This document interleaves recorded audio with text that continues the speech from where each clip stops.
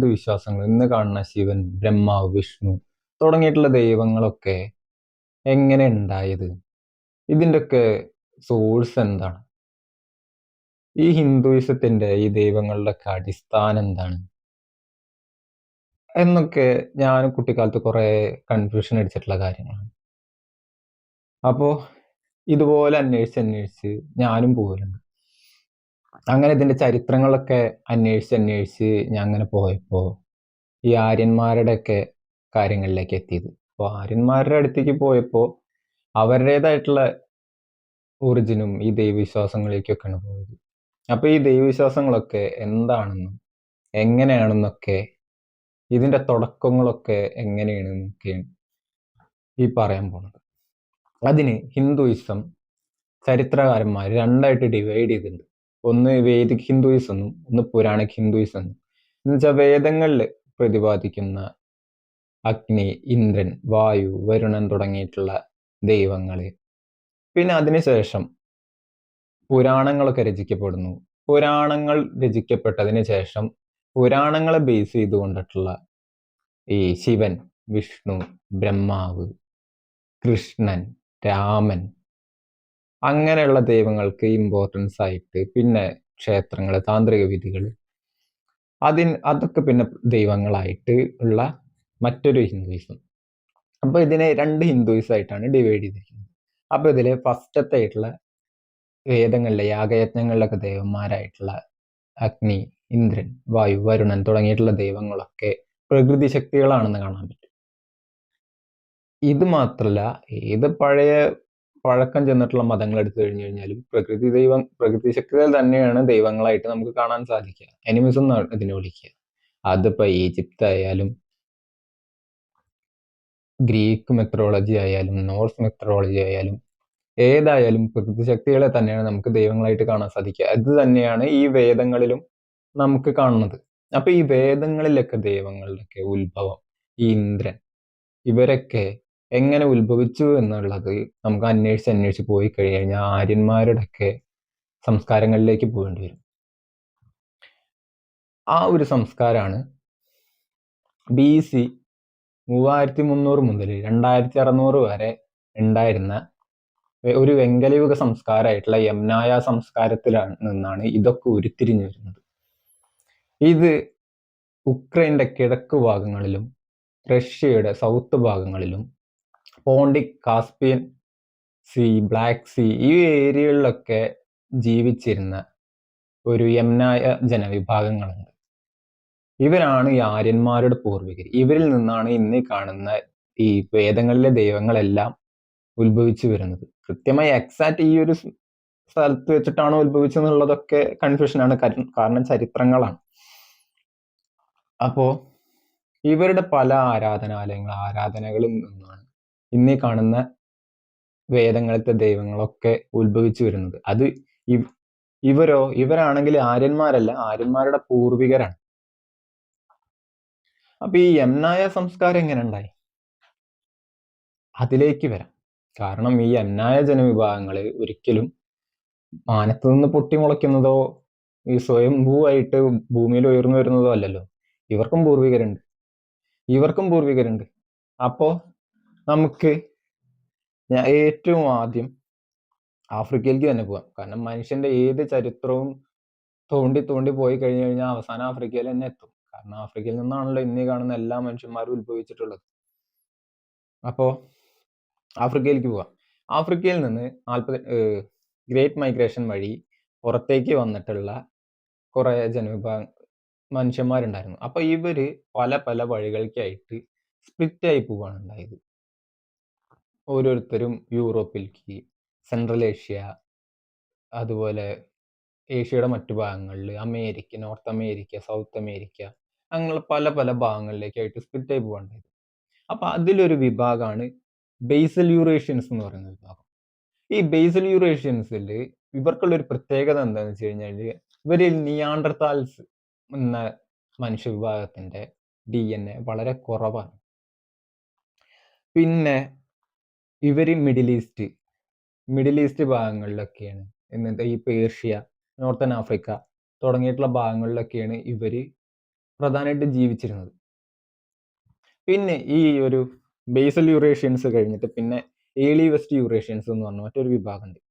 ഈ ഒരു early west യൂറേഷ്യൻസ് ഈ ബേസൽ യൂറേഷ്യൻസും ആയിട്ട് മിക്സ് ആയി. അങ്ങനെ ബേസൽ യൂറേഷ്യൻസും പിന്നെ ഏൻഷ്യന്റ് ഈസ്റ്റ് ഏഷ്യൻ ലീനേജും ഏർലി വെസ്റ്റ് യൂറേഷ്യൻസും ഇവർ രണ്ടുപേരും കൂടിയിട്ട് എന്തുണ്ടായി, ഏൻഷ്യൻ നോർത്ത് യൂറേഷ്യൻസ് ഉണ്ടായി. എന്ന് വെച്ച് കഴിഞ്ഞാൽ ബേസൽ യൂറേഷ്യൻസ്, ഏർലി വെസ്റ്റ് യൂറേഷ്യൻസ് ഈ രണ്ട് വിഭാഗങ്ങളും കൂടി ചേർന്നിട്ട് കൊക്കാസസ് ഹണ്ടർ ഗേദേഴ്സ് ആദ്യം ഉണ്ടാവുന്നു. ആദ്യമല്ല, അതെന്ന് വെച്ച് കഴിഞ്ഞാൽ ഈ കൊക്കാസസ് ഹണ്ടർ ഗേദേഴ്സ് എന്ന് പറയുന്നത് കൊക്കാസസ് മലനിരകളിലൊക്കെ ഇട്ട് വേട്ടയാടി ജീവിച്ചിരുന്ന മനുഷ്യന്മാരാണ്. തുടർന്ന് ഈ ഏർലി വെസ്റ്റ് യൂറേഷ്യൻസും ഏൻഷ്യന്റ് ഈസ്റ്റ് ഏഷ്യൻ ലീനേജും കൂടിയിട്ട് മിക്സ് ആയിട്ട്, ഇവരൊക്കെ ആഫ്രിക്കയിൽ നിന്ന് വന്നവരാണ്. ഈ രണ്ട് വിഭാഗങ്ങളും കൂടി മിക്സ് ആയിട്ട് ഏൻഷ്യന്റ് നോർത്ത് യൂറേഷ്യൻസ് ഉണ്ടാവുന്നു.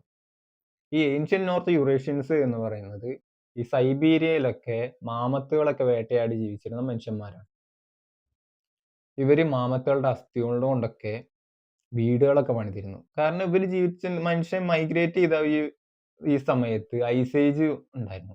അപ്പൊ ഈ ഐസേജ് കാരണം പരസ്പരം അങ്ങോട്ടും ഇങ്ങോട്ടും മിക്സ് ആവാനോ പിന്നെ തുടർന്ന് കുടിയേറ്റങ്ങൾ നടക്കാനോ ഒന്നും പറ്റിയില്ല. അപ്പൊ ഈ സൈബീരിയയിലെ മഞ്ഞുമലകളിലും ഈ കൊക്കാസസിലെ മലകളിലൊക്കെ ആയിട്ട് ഈ വിഭാഗങ്ങള് കുറെ കാലം ഇങ്ങനെ ജീവിച്ചു. പിന്നെ ഇതും പോരാഞ്ഞിട്ട് വെസ്റ്റേൺ ഹണ്ടർ ഗേദേഴ്സ് എന്ന് പറഞ്ഞ മറ്റു ജനവിഭാഗം കൂടി ഉണ്ടായിരുന്നു. ഈ വെസ്റ്റേൺ ഹണ്ടർ ഗേദേഴ്സും ഇതുപോലെ മഞ്ഞ് കാരണം മറ്റുള്ള മേഖലകളിലേക്ക് കുടിയേറാനും ഇവർക്കും സാധിച്ചില്ല. ഈ വെസ്റ്റേൺ ഹണ്ടർ ഗേദേഴ്സ് എന്ന് പറയുന്നത് ഇതുപോലെ ആഫ്രിക്കയിൽ നിന്നുള്ള ഒരു വംശാവലി തന്നെയാണ്. അവർ കുറെ കാലം ഇങ്ങനെ സെപ്പറേറ്റ് ആയിട്ട് ജീവിച്ചതുകൊണ്ട് അവരുടെ ജനിതകത്തിലും കുറെ മാറ്റങ്ങൾ വന്നു. അങ്ങനെ ഈ ഏൻഷ്യൻ നോർത്ത് യൂറേഷ്യൻസും വെസ്റ്റേൺ ഹണ്ടർ ഗേദേഴ്സും കൂടി മിക്സ് ആയിട്ട് ഈസ്റ്റേൺ ഹണ്ടർ ഗേദേഴ്സ് എന്ന് പറയുന്ന മറ്റൊരു ജനവിഭാഗം ഉണ്ടായി. അപ്പോൾ ഈ ഒരു ഈസ്റ്റേൺ ഹണ്ടർ ഗേദേഴ്സും പിന്നെ ഈ ഐസേജ് ഒക്കെ കഴിഞ്ഞതിന് ശേഷം ഈ ഈസ്റ്റേൺ ഹണ്ടർ ഗേദേഴ്സും കൊക്കാസസ് ഹണ്ടർ ഗേദേഴ്സും പിന്നെ പല സ്ഥലങ്ങളിലേക്കായി കുടിയേറിയതിൻ്റെ ഇടയിൽ ഇവർ രണ്ടുപേരും കൂടി മിക്സ് ആയി. കൊക്കാസസ് ഹണ്ടർ ഗേദേഴ്സ്, ഈസ്റ്റേൺ ഹണ്ടർ ഗേദേഴ്സ്. അങ്ങനെ ഇവരെന്ന് പറഞ്ഞു കഴിഞ്ഞാൽ രണ്ട് സാഹചര്യങ്ങളിൽ ജീവിച്ചു വളരുന്ന മനുഷ്യന്മാരായിരുന്നു. ഒരു വശത്ത് മലനിരകളിലും അവിടുത്തെ കാലാവസ്ഥകളിനോടും കാട്ടിനോടും ഒക്കെ പൊരുതി ജീവിച്ചിരുന്ന കൊക്കാസസ് ഹണ്ടർ ഗേദേഴ്സ്. മറ്റൊരു വശത്ത് പുൽത്തകിടികളും പരന്ന പ്രദേശവുമുള്ള അവിടെ വേട്ടയാടി ജീവിച്ചിരുന്ന ഈസ്റ്റേൺ ഹണ്ടർ ഗേദേഴ്സ്. അപ്പൊ രണ്ട് തരത്തിലുള്ള കാലാവസ്ഥകളോടും രീതികളോടൊക്കെ മിക്സ് ചെയ്തിട്ടുള്ള വന്നപ്പോൾ കുറച്ചുകൂടി പവർഫുൾ ആയിട്ടുള്ള കുറച്ചുകൂടി ഇമ്പ്രൂവ് ആയിട്ടുള്ള യംനായ ജനങ്ങളുണ്ടായി. ഇവർ കുറച്ചുകൂടി ഫിസിക്കലി സ്ട്രോങ് ആയിരുന്നു, രണ്ട് സാഹചര്യങ്ങളോടും പൊരുത്തപ്പെട്ട് ജീവിക്കാൻ കഴിവുള്ളവരായിരുന്നു. അങ്ങനെ ഇവരൊരു വളരെ പവർഫുൾ ആയിട്ടുള്ള ഒരു കൾച്ചർ ഉണ്ടാക്കിയെടുക്കാനുണ്ടായത്. പിന്നെ ഇവർക്ക് നമ്മുടെ ഇന്നത്തെ ഒരു ലൈഫിൽ വളരെയധികം ഇമ്പോർട്ടൻസ് ഉണ്ട്. കാരണം ഇന്ന് കാണുന്ന ഇൻഡോ യൂറോപ്യൻ ലാംഗ്വേജുകളൊക്കെ ഇവരിൽ നിന്ന് വന്നിട്ടുള്ളതാണ്. എന്ന് വെച്ച് കഴിഞ്ഞാൽ ഇന്ത്യയിലെ ഇൻഡോ ആര്യൻ ഭാഷകളായിട്ടുള്ള സംസ്കൃതം, മറാത്തി, ഹിന്ദി, ബംഗാളി, അതുപോലെ യൂറോപ്യൻ ലാംഗ്വേജുകളായിട്ടുള്ള English, Dutch, Portuguese, Spanish, German, ഇങ്ങനത്തെ ഈ ഭാഷകളൊക്കെ ഇവരിൽ നിന്ന് ഉരുത്തിരിഞ്ഞ് വന്നിട്ടുള്ളതാണ്. ഇവരാണ് ഇതിൻ്റെയൊക്കെ പിതാക്കന്മാർ. ഇവരാണ് ആര്യന്മാരുടെ പൂർവികർ. ഇവരാണ് പിന്നീട് കുടിയേറി സിന്ധാഷ്ത സംസ്കാരം ഉണ്ടാക്കുന്നതും ഈ സിന്ധാഷ്ത സംസ്കാരം ആൻഡ്രോനോവ സംസ്കാരമാവുന്നതും ഈ ആൻഡ്രോനോവക്കാരാണ് ഇന്ത്യയിലേക്ക് വരുന്നതും വേദയാഗ കൾച്ചറൊക്കെ ഇന്ത്യയിലേക്ക് കൊണ്ടുവരുന്നത്. അതുകൊണ്ട് തന്നെ പ്രാചീന വൈദിക ദൈവങ്ങളെല്ലാം, വേദങ്ങളിലെ എല്ലാ പഴയ ദൈവങ്ങളെയും ഇവരെ ആരാധിച്ചിരുന്നതായിട്ട് നമുക്ക് കാണാൻ പറ്റും. എന്ന് വെച്ചാൽ നമ്മൾ ഇന്ത്യയിൽ ആരാധിക്കുന്ന സകല വേദ ദൈവങ്ങളെയും ഇവർ ഇതിനോട് സിമിലർ ആയിട്ടുള്ള രീതിയിൽ ആരാധിക്കുന്നതായിട്ട് കാണാൻ പറ്റും. എങ്ങനെയെന്ന് വെച്ച് കഴിഞ്ഞാൽ ഇവർ പ്രധാനമായിട്ടും വേദങ്ങളിൽ ആരാധിക്കുന്നത് ആകാശപിതാവ് എന്നുള്ള അർത്ഥത്തിൽ ദ്വസ് ഫദർ എന്നുള്ള രീതിയിലാണ് പേരിലാണ് ഇവർ ആരാധിക്കുന്നത്. ഇത് തന്നെ ദ്വസ് പിത എന്ന് പറഞ്ഞിട്ട് ഋഗ്വേദത്തിൽ നമുക്ക് കാണാൻ സാധിക്കും. ദ്വസ് പിത, ദ്വസ് പൃഥ്വി ഭൂമി. അപ്പോൾ ആകാശപിതാവും ഭൂമിയും എന്നുള്ള രീതിയിൽ ഋഗ്വേദത്തിൽ ആരാധിക്കുന്നുണ്ട്. അതിന് പിന്നീട് കാലത്തിൽ പുരാണങ്ങളൊക്കെ വന്നപ്പോൾ അതിൻ്റെ ഒരു ഇമ്പോർട്ടൻസ് പോവാണ് ഉണ്ടായത്. ഇവരെ തന്നെ ഈ യംനായക്കാർ ആരാധിച്ചിരുന്നതായിട്ട് കാണാം. അതുപോലെ പെർക്കുനോസ് പെർക്കുനോസ് എന്ന് പറയുന്ന ഒരു ദേവനെ ഇവർ ആരാധിച്ചിരുന്നു. ഈ പെർക്കുനോസ് ആണ് പിന്നീട് കാലങ്ങൾ മാറി ഇന്ദ്രനായിട്ട് മാറിയത്. ഈ ഋഗ്വേദത്തില് മഴ തടഞ്ഞു വെച്ചിട്ടുള്ള വൃതാസുരൻ എന്നുള്ള പാമ്പിനെ ഈ ഇന്ദ്രൻ വധിച്ചിട്ട് മഴ ഭൂമിയിൽ പെയ്ക്കണ കഥ ഉണ്ട് ഈ യംനായക്കാരിൽ. ഇതേ സെയിം സ്റ്റോറി ഈ ഋഗ്വേദത്തിലുണ്ട്. ഇത് തന്നെ പല പല ഗ്രീക്ക് മിത്തോളജി, നോർസ് മിത്തോളജി, പല മിത്തോളജിയിലും ഈ ഒരു സെയിം സ്റ്റോറി നമുക്ക് കാണാൻ സാധിക്കും. നമ്മൾ ഇന്ന് വേദങ്ങളിൽ കാണുന്ന പോലെ അന്ന് പുരാണങ്ങളിൽ കാണുന്ന പോലെ അന്ന് വേദങ്ങളിൽ ഇന്ദ്രൻ വളരെ പവർഫുൾ ആയിട്ടുള്ള ഗോഡാണ്, വളരെ സ്ട്രോങ് ആയിട്ടുള്ള ഒരു വാറിയറാണ്. പിന്നെ ഇഗ്നിസ് എന്ന് പറയുന്ന മറ്റൊരു ദൈവത്തെ ഇവർ ആരാധിക്കുന്നുണ്ട്. ഇഗ്നിസ് ആണ് അഗ്നി. ഇഗ്നിസ് അല്ല, എഗ്നിയാണ് അഗ്നിയായിട്ട് ആരാധിക്കുന്നത്. ഇഗ്നിസ് എന്ന് പറയുന്നത് മറ്റ് മെത്തോളജിയിൽ നിന്ന് ഈ മെത്തോളജിയിൽ നിന്ന് കുടിയേറി വന്നപ്പോൾ മാറ്റം സംഭവിച്ചിട്ടുള്ള ദൈവമാണ്. അതുപോലെ സൗൽ എന്ന് പറയുന്നത് സൂര്യൻ. ഈ സൂര്യൻ ഈ ഒരു യംനായ കൾച്ചറിൽ നിന്ന് തന്നെ വന്നിട്ടുള്ളതാണ്. അതുപോലെ ഹൗസസ് എന്ന് പറയുമ്പോൾ ഉഷസ്. ഈ ഹൗസസ് എന്ന് പറയുന്ന ദൈവത്തെയാണ് ഉഷസ് എന്ന രീതിയിൽ ഇവ പിന്നീട് കുടിയേറി ഇന്ത്യയിൽ ആരാധിക്കണം. പിന്നെ വളരെ പ്രധാനപ്പെട്ടുള്ള ഒരു ദൈവമാണ് യമൻ എന്ന് പറയുന്നത്. യമൻ എന്ന് പറയുന്നത് ദൈവമല്ല, നമ്മുടെ ഈ ഒരു ഹിന്ദു മിത്തോളജിയിൽ യമൻ എന്ന് പറയുന്ന ദൈവമല്ല, യമന് ആരാധനയുമില്ല. അത് യാഗങ്ങളിലായാലും ബിംബാരാധന ക്ഷേത്രങ്ങളിലായാലും യമന് ക്ഷേത്രമില്ല. കാരണം യമൻ ഒരു ദൈവം എന്നുള്ള രീതിയിലല്ല, ഒരു അധിപതി, ഒരു നേതാവ് അങ്ങനെയുള്ള രീതിയിലാണ് യമൻ ആരാധിക്കണത്. കാരണം ഈ ഒരു യംനായ സംസ്കാരം വെച്ച് നോക്കുമ്പോൾ ഏറ്റവും ആദ്യം ജനിച്ചിട്ടുള്ളത് യമനും യമിയുമാണ്. ഏറ്റവും ആദ്യം മരിച്ച് നരകലോകം കാണുന്നതും പരലോകം കാണുന്നതും ഈ ഒരു യമനാണ്. അപ്പൊ അതിൻ്റെയൊക്കെ അധിപതി എന്നുള്ള രീതിയിലാണ് യമനെ ഇവർ കാണുന്നതും ഇവരാരാധിക്കണതും. ഋഗ്വേദത്തിൽ ഇങ്ങനെ തന്നെ പറയുന്നത്. അപ്പോൾ ധർമ്മശാസ്ത്രങ്ങളും പിന്നീടുള്ള ധർമ്മശാസ്ത്രങ്ങളും ഓരോരോ ബുക്കുകളിലൊക്കെ പ്രകാരം വിരാട് പുരുഷന്റെ ശരീരത്തിൽ നിന്ന് ബ്രാഹ്മണ, ക്ഷത്രിയ, വൈശ്യാദികൾ ജനിച്ചു.